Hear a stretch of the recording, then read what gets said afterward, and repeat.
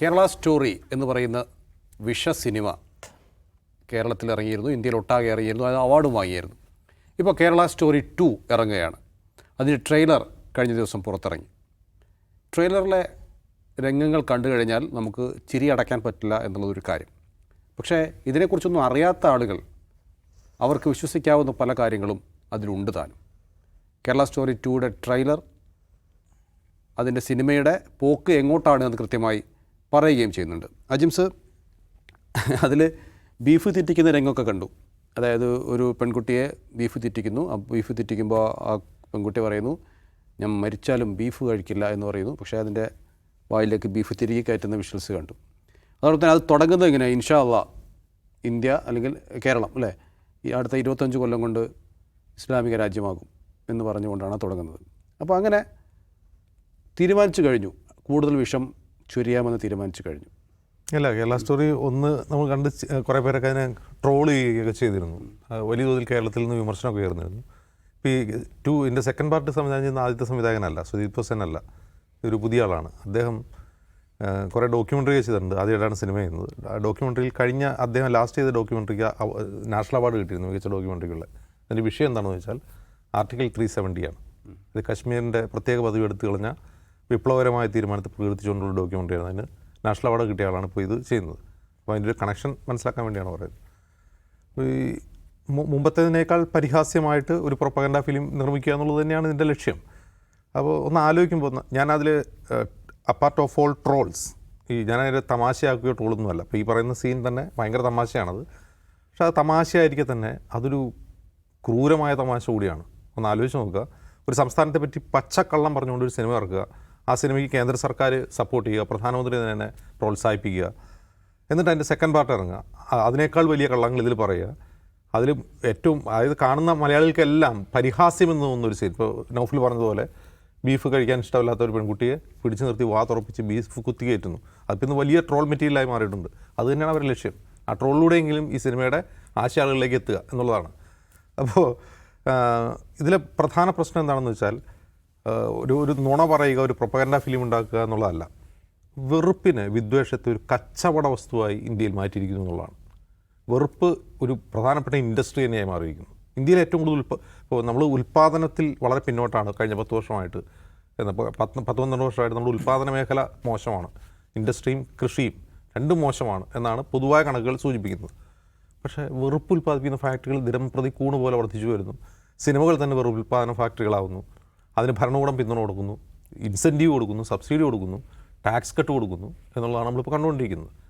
Tax ഒക്കെ ഒഴിവാക്കി കൊടുത്തിരുന്നു ഇത്തരം സിനിമകൾക്ക് ചിലതിന് കേന്ദ്ര സർക്കാർ.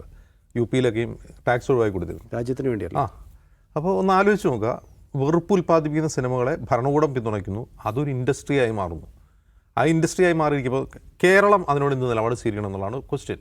കാരണം ഇത് കേരളത്തെക്കുറിച്ചാണ് പച്ചക്കള്ളം പറയുന്നത്. കേരളത്തിൽ ഒരു പെൺകുട്ടിയെയും വാ തുറന്ന് ബീഫ് കുത്തിക്കയറ്റില്ല. അതിന് കാരണം എന്താ? കിട്ടാനില്ല. യഥാർത്ഥ ബീഫ് കിട്ടാനില്ല. നമ്മൾ പോത്തിന് ചോദിച്ചു തന്നാൽ നമുക്ക് വല്ല മൂല്യമൊക്കെയാണ് തരുന്നത്. അപ്പോൾ നല്ല ബീഫ് കിട്ടാനില്ലാത്തൊരു സംസ്ഥാനത്ത്, ബീഫിന് വൻ ഡിമാൻഡുള്ള സംസ്ഥാനത്ത് ഒരാളെ നിർബന്ധിച്ച് തിരിയില്ല എന്ന് ഉറപ്പാണ്. അപ്പോൾ കേരളം എങ്ങനെയാണ് ഈ സിനിമയോട്, ഇപ്പോൾ കേരളത്തിൽ ഈ പടം കാര്യമായിട്ട് ഓടാൻ പോകുന്നില്ല, കാണുന്ന ആളുകളൊക്കെ ഉണ്ടാവും, ചിലപ്പോൾ ഓട്ടിട്ട് വരുമ്പോൾ കാണുന്നവരുണ്ടാവും, അതിനെ പോരുന്ന ആൾക്കാരൊക്കെ ഉണ്ട്, ഉറപ്പാണ്. പക്ഷേ ഒരു പൊതു കേരള സമൂഹം ഒരിക്കലും ഈ സിനിമയെ സ്വീകരിക്കില്ല എന്ന് ഉറപ്പാണ്. പക്ഷേ തങ്ങളുടെ സംസ്ഥാനത്തെ ഇങ്ങനെ ഒരു പ്രൊപ്പഗൻഡ വഴി അപമാനിക്കുന്ന ഒരു സിനിമയ്ക്കും അതിൻ്റെ രണ്ടാം പാർട്ടിനുമെതിരെ ഒരു സംസ്ഥാനം എങ്ങനെ പ്രതികരിക്കുന്ന ഒരു ക്വസ്റ്റ്യനുണ്ട്. ഇത് അതർവൈസ് ഇത് തമിഴ്നാടിനെ കുറിച്ചാണ് ഈ സിനിമ വന്നിരുന്നത് കരുതുക. തമിഴ്നാട്ടിലും ബീഫ് കഴിക്കുന്ന ആൾക്കാരുണ്ട്, തമിഴ്നാടിനും ബാധകമാണ് ഈ ആരോപണങ്ങളെല്ലാം. പക്ഷേ കേരളത്തെ ടാർഗറ്റ് ചെയ്താണ് തർക്കുന്നത്. തമിഴ്നാട്ടിലാണെങ്കിൽ എന്തായിരിക്കും അവിടെ സംഭവിക്കുക? അപ്പോൾ കേന്ദ്ര സർക്കാരിനെതിരെ, ഈ സിനിമയുടെ സംവിധായകനെതിരെ അവിടെ നിന്നുള്ള രാഷ്ട്രീയ സമൂഹം, കക്ഷി രാഷ്ട്രീയ ഭേദമന്യേ ആ ജനത എങ്ങനെയായിരിക്കും പ്രതികരിക്കുക? അങ്ങനെ ഒരു പ്രതികരണം കേരളത്തിൽ നിന്നുണ്ടായിട്ടില്ല എന്നാണ് എനിക്ക് തോന്നുന്നത്. കേരളത്തിൽ നിന്നുണ്ടായിട്ടുണ്ട്. എവിടെയാണ്? ഞാൻ ഈ മുമ്പ് പറഞ്ഞ സാമൂഹ്യ മാധ്യമങ്ങളിലെ ട്രോളുകൾ വഴി. ശരിക്കും യഥാർത്ഥത്തിൽ ആ ട്രോളുകൾ ആ സിനിമയ്ക്ക് കൂടുതൽ പ്രചാരം കൊടുക്കുകയാണ് ചെയ്യുന്നത്. മറിച്ച് അതിനെതിരെ രാഷ്ട്രീയമായ നിലപാട് പറയണ്ടേ? ഭരിക്കുന്ന പാർട്ടിയും പ്രതിപക്ഷ കക്ഷികളും മറ്റ് രാഷ്ട്രീയ പാർട്ടികളും കേരളത്തെ അപമാനിക്കാൻ ഞങ്ങൾ സമ്മതിക്കില്ല എന്നെങ്കിലും പറയണ്ടേ? അതെന്തുകൊണ്ടും ഉണ്ടാവുന്നില്ല എന്നാണ് എനിക്ക് മനസ്സിലാവാത്തത്. അതിനെതിരെ ശക്തമായ രാഷ്ട്രീയ പ്രതിഷേധം തന്നെ ഉണ്ടാവേണ്ടതാണ് ഇത്തരം പ്രൊപ്പഗൻഡ ഫിലിമുകൾക്കെതിരെ. അങ്ങനെ ഒരു രാഷ്ട്രീയ പ്രതികരണത്തിനാണ് ഞാൻ കാത്തിരിക്കുന്നത്. അതല്ലാതെ അതിലെ പൊട്ടത്തരങ്ങളും മണ്ടത്തരങ്ങളും ട്രോൾ ഉണ്ടാക്കാനുള്ള സാധനങ്ങളും വെച്ച് അതിന് നമ്മൾ വിമർശിക്കാൻ നോക്കിക്കഴിഞ്ഞാൽ അതൊരു പക്ഷേ അതിന് കുറേ കൂടി റീച്ച് ഉണ്ടാവുക എന്നുള്ളതായിരിക്കും ഫലം എന്നാണ് എനിക്ക് തോന്നുന്നത്. അടുത്ത ദേശീയ സിനിമാ അവാർഡിൽ ഈ സിനിമയും എത്താനുള്ള സാധ്യത കാണുന്നുണ്ടോ? എത്തിപ്പെട്ടേക്കായിരിക്കും. അതിന് മികച്ച സംവിധായകനുള്ള പുരസ്കാരം അയാൾക്ക് കിട്ടുകയും ചെയ്യുമായിരിക്കും. പക്ഷേ ഇതിൻ്റെ കണ്ടന്റിനെ കുറിച്ച് നമ്മൾ ഒരുപാട് പറഞ്ഞു, എല്ലാവരും പറഞ്ഞുകൊണ്ടേയിരിക്കുകയാണ്. എനിക്ക് തോന്നുന്ന ഒരു കാര്യമേ, ഈ കേരള സ്റ്റോറി ആദ്യ സിനിമ വന്ന ഘട്ടത്തിൽ അതിനെ സ്വീകരിക്കാനും അതിനെ പിന്തുണയ്ക്കാനും അത് വേണ്ടതാണെന്ന് പറയാനും ഒക്കെ കേരളത്തിൽ കുറേ ആൾക്കാരെ കണ്ടിരുന്നു. സ്കൂളുകളിൽ കുട്ടികളെ കാണിക്കുമെന്നൊക്കെ പറയാൻ ചില പുരോഹിതന്മാരൊക്കെ രംഗപ്രവേശം ചെയ്തു. അങ്ങനെ കാണിക്കുകയും ചെയ്തല്ലോ, നമ്മൾ കണ്ടതാണ്. ഇതിൽ പറയുന്നത് എന്താണ് തെറ്റ് ശരി എന്നൊക്കെ ചോദിച്ചു കുറേ ആൾക്കാർ വന്നു. ഈ സിനിമ രണ്ടാം ഭാഗത്തിൻ്റെ ട്രെയിലർ വന്നപ്പോൾ ഒരു പൂച്ചക്കുഞ്ഞു പോലും അതിനെ പിന്തുണയ്ക്കാൻ രംഗത്ത് വരുന്നത് കാണുന്നില്ല. അത് ശ്രദ്ധിക്കേണ്ട കാര്യമാണ്. എനിക്ക് ഏറ്റവും ശ്രദ്ധേയമായി തോന്നിയ കാര്യം അതാണ്. കാരണം ഈ കാണിക്കുന്ന സംഗതി നോർത്തിലൊക്കെ ചിലപ്പോൾ സംഘപരിവാറിൻ്റെ ആളുകൾ ഇരുന്ന് കണ്ണീർ പൊഴിക്കുമായിരിക്കും, അയ്യോ ഇതാണ് അവസ്ഥ എന്ന മട്ടിൽ. കേരളത്തിൽ ഇങ്ങനെ ഒരു പെൺകുട്ടിയെ പിടിച്ചു നിർത്തി വായിൽ ബീഫ് തിരിക്കുന്നത് ഒരു നിലയ്ക്കും ന്യായീകരിക്കാൻ പറ്റാത്ത കാര്യമാണെന്ന് ഇവിടുത്തെ BJPക്കാർ പോലും അറിയാം. ഇവിടുത്തെ BJPയുടെ പ്രധാനപ്പെട്ട ആളുകൾ ഉള്ളിക്കറിയാണെന്ന് വ്യാജം പറഞ്ഞ് ബീഫ് കഴിക്കുന്നവരാണ്. അവർക്ക് ബീഫ് എന്ന് പറയുന്ന സംഗതിയുടെ ടേസ്റ്റും അറിയാം, അത് കേരളത്തിൽ നിന്ന് മാത്രം പ്രിയപ്പെട്ടതാണെന്നും അറിയാം, അത് ആരും വായിലേക്ക് തള്ളിത്തരേണ്ട കാര്യമില്ല എന്നും അറിയാം. സോ അവർക്ക് ഇങ്ങനൊരു സംഭവം ഉണ്ട് എന്ന് പറയാൻ ആർക്ക് പറ്റും? BJPയുടെ മുൻ സംസ്ഥാന അധ്യക്ഷന് പറ്റുമോ ഇങ്ങനൊരു പ്രശ്നമുണ്ടെന്ന് പറയാൻ? അദ്ദേഹം നല്ല ബീഫ് പ്രേമിയാണെന്ന് നമ്മൾ കൺട്രോളാണ്. അപ്പോൾ ഞാൻ പറയുന്ന പോയിന്റ് എന്ന് വെച്ചാൽ ഇത് ഏറ്റെടുക്കാൻ BJPക്കാർക്ക് പോലും പറ്റുന്നില്ല. കാരണം ഇത് ഏതെങ്കിലും നിലയ്ക്കൊന്ന് വിശദീകരിച്ച് ഒപ്പിക്കണമല്ലോ. ഇതിൻ്റെ ഒരു ഉദാഹരണം ഇങ്ങനെ സംഭവം നടന്നിട്ടുണ്ട്, മലപ്പുറത്ത് പെരിന്തൽമണ്ണയിൽ ഇങ്ങനെ ഒരു ബീഫ് കുത്തിക്കയറ്റി സംഭവം ഉണ്ടായിട്ടുണ്ട് എന്നൊക്കെ ഒരു വ്യാജമൊക്കെ പറഞ്ഞ് ഒപ്പിക്കണ്ടേ? അങ്ങനെ ഒരു സംഗതി ഇല്ല എന്നുകൊണ്ട് തന്നെ ഇതിനെ പിന്തുണയ്ക്കാൻ ഒരാളും വരുന്നില്ല എന്നത് ശ്രദ്ധിക്കേണ്ട കാര്യമാണ്. ഇതിൻ്റെ രണ്ടാം പതിപ്പും ഞങ്ങളുടെ സ്കൂളിൽ കാണിക്കുമെന്ന് പറയാൻ വേണ്ടി ഏതെങ്കിലും കാസക്കാർ വരുന്നില്ല എന്നുള്ളത് ശ്രദ്ധിക്കേണ്ട കാര്യമാണ്. പൊതുവേ കേരളം സമ്പൂർണ്ണ സ്വഭാവത്തിൽ ഇതിനെ അവഗണിക്കുകയാണെന്ന് മാത്രമല്ല ബീഫിൻ്റെ പ്രചാരണം ഒരു വശത്ത് നടക്കുകയും കൂടി ചെയ്തുകൊണ്ടിരിക്കുകയാണ്. നിങ്ങൾക്ക് ഇഷ്ടപ്പെട്ട ബീഫ് കോംബോ ഏതാണെന്ന് ചോദിച്ചുകൊണ്ട് ആൾക്കാർ നിരന്തരം അതിനെക്കുറിച്ച് സംസാരിച്ചുകൊണ്ടിരിക്കുന്നു. അല്ലെങ്കിലും ബീഫ് മാത്രമായിട്ട് കുത്തിയിട്ട് ആരും കഴിക്കില്ല, പൊറോട്ട വേണം.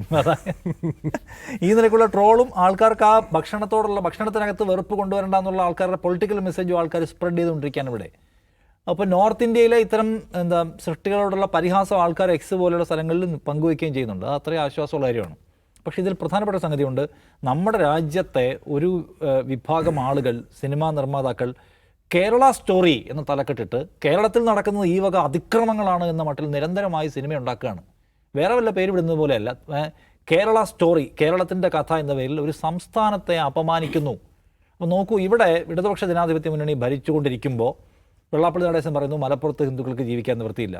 അതുപോലെ ഏതോ ഒരു സംവിധായകൻ പറയുന്നു കേരളത്തിൽ ഹിന്ദുക്കൾക്ക് ജീവിക്കാൻ നിവൃത്തിയില്ല, ബീഫ് വായി തള്ളിക്കയറ്റുകയാണെന്ന്.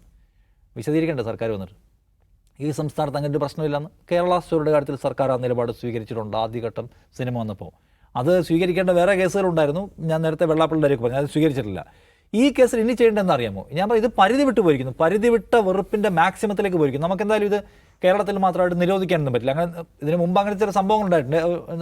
പത്മാവ് എന്ന സിനിമ വന്നപ്പോൾ ഇതൊക്കെ 2-3 സംസ്ഥാനങ്ങൾ, ഗുജറാത്തും രാജസ്ഥാനൊക്കെ നിരോധിച്ചു. പക്ഷേ കോടതി എടുത്തു കളഞ്ഞു. അങ്ങനെ ഇന്ത്യയിൽ സർട്ടിഫൈ ചെയ്ത സിനിമ സംസ്ഥാനങ്ങൾക്ക് മാത്രമായി നിരോധിക്കാൻ പറ്റില്ല. അവിടെ നിരോധിക്കാൻ നമുക്ക് പറ്റില്ല. പക്ഷേ ഞാൻ പറഞ്ഞ ഒരു സ്ട്രോങ് മെസ്സേജ് എന്ന നിലയ്ക്ക് കേരളത്തിൻ്റെ സംസ്ഥാന സർക്കാർ കോടതി പോകണം. കേരളത്തിൽ നടക്കാത്ത, വസ്തുതയുമായി ഒരു ബന്ധവുമില്ലാത്ത, ഒരു ഉദാഹരണവും ചരിത്രത്തിലോ വർത്തമാനത്തിലോ കണ്ടെടുക്കാൻ കഴിയാത്ത വ്യാജം വർഗീയത കേരളത്തെക്കുറിച്ച് പറയുകയും ഈ രാഷ്ട്രത്തിൽ, ഈ രാജ്യത്ത് കേരളത്തെ ഒറ്റപ്പെടുത്തുകയും ആളുകളെ മതപരമായി ഭിന്നിപ്പിക്കുകയും ചെയ്യുന്നു, വസ്തുതാവിരുദ്ധമായ ക്യാമ്പയിൻ നടത്തുന്നു, ശരിയാണ് എന്ന തലക്കെട്ടിൽ അത് തടയണമെന്നാവശ്യപ്പെട്ട് കോടതിയിൽ പോകണം. കോടതി എന്ത് തീരുമാനം എടുക്കുമെന്ന് നമുക്ക് പറയാൻ പറ്റില്ല. കാരണം കേരള സ്റ്റോറിക്കെതിരെ ആൾക്കാർ കോടതി പോയിരുന്നു ആദ്യഘട്ടം വന്നപ്പോൾ. അന്ന് കോടതി ഇത് അനുമാനങ്ങൾ മാത്രമാണ്, വസ്തുതയുമായി ബന്ധമുള്ളതല്ല എന്ന മറ്റുള്ള ഒരു തലക്കെട്ട് എന്തോ ഒരു ചെറിയ ഡിസ്ക്ലെയിം കൊടുത്ത് ഇത് പടം ഓടിച്ചോളാനാണ് പറഞ്ഞത്. അഭിപ്രായ സ്വാതന്ത്ര്യത്തെക്കുറിച്ച് കോടതി സംസാരിച്ചു. ഇതിനെക്കുറിച്ച് പോകുമ്പോഴും അഭിപ്രായ സ്വാതന്ത്ര്യത്തെക്കുറിച്ച് കോടതി പറയുമായിരിക്കും. പക്ഷെ നമ്മുടെ ഒരു പൊസിഷൻ എടുത്തവിടെ വെക്കണം. ഈ സംസ്ഥാനം ഒറ്റക്കെട്ടായി ഒരു സർക്കാർ എന്ന നിലയിലും ഒരു ജനത എന്ന നിലയിലും ഈ വക ആഭാസങ്ങളെ ഞങ്ങൾ അംഗീകരിക്കില്ല, ഞങ്ങൾ കോടതിയിൽ പോയി നോക്കും, കോടതിയിൽ തോറ്റുപോയാലും എന്ന സന്ദേശം സർക്കാർ കൊടുക്കണം. അവിടെ എനിക്ക് പിണറായി വിജയൻ ഗവൺമെൻറ്റിനോട് പറയാനുള്ളത്, ഈ വക സംഗതികൾ കേരളത്തെ ആകമാനം അപമാനിക്കുന്നതാണ്. കേരളത്തെ മുൻനിർത്തി ഇന്ത്യയെ വിഭജിക്കാനുള്ള പരിപാടിയാണ്, വലിയ പരിപാടിയാണ്. അത് തടയാൻ, ഇന്ത്യയെ വിഭജിക്കാൻ ഞാൻ നായകനായിട്ടുള്ള സ്റ്റേറ്റ് സമ്മതിക്കില്ല എന്ന് പ്രഖ്യാപിക്കാൻ നിയമപരമായ അതിൻ്റെ സകല വഴിയും തേടാനുള്ള ബാധ്യത പിണറായി വിജയൻ ഭരണകൂടത്തിനുണ്ട് എന്നാണ് ഞാൻ പറയുക.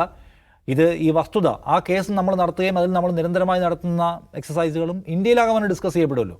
ഇന്ത്യയിൽ ഏറ്റവും കൂടുതൽ ബീഫ് കയറ്റി ചെയ്യുന്ന സംസ്ഥാനമാണെന്ന് നമുക്കറിയാം.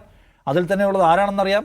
ഏറ്റവും കൂടുതൽ സ്ലോട്ടറിങ് യൂണിറ്റുള്ളത് ഉത്തർപ്രദേശിലാണെന്ന് നമുക്കറിയാം. ആ യാഥാർത്ഥ്യത്തെയൊക്കെ കേരളത്തിൻ്റെ ഈ കേസിലൂടെ നമുക്ക് പുറത്തു കൊണ്ടുവരാൻ പറ്റണം. അപ്പോൾ ഇത് നമ്മൾ കണ്ടുകൊണ്ടിരിക്കാൻ പറ്റുന്നൊരു കാര്യമല്ല, നമ്മുടെ ട്രോൾ പേജിൽ ഒതുങ്ങേണ്ട ഒരു സംഗതിയല്ല. മറിച്ച് നമ്മളൊരു സ്റ്റെപ്പ് എടുക്കണം. അത് തോറ്റുപോകുന്നുള്ളതല്ല, നമ്മുടെ ഒരു മെസ്സേജ് ഇന്ത്യയിലും ഈ സിനിമ ഉണ്ടാക്കുന്ന വിഷജീവികൾക്കും കൊടുക്കേണ്ടതുണ്ട് എന്നാണ് ഞാൻ പറയുക. അതുകൊണ്ട് സ്റ്റേറ്റ്മെൻറ്റിലോ ട്രോളിലോ മാത്രമേ ഇത് അവസാനിപ്പിക്കാൻ പാടില്ല. കാരണം കേരളം എല്ലാവർക്കും കയറി കൊട്ടാനുള്ള ഒരു ചെണ്ടയല്ല എന്ന് പറയാനുള്ള ബാധ്യത മലയാളിക്കും മലയാളിയുടെ ഭരണകൂടത്തിനുണ്ടെന്ന് ഞാൻ പറയാം.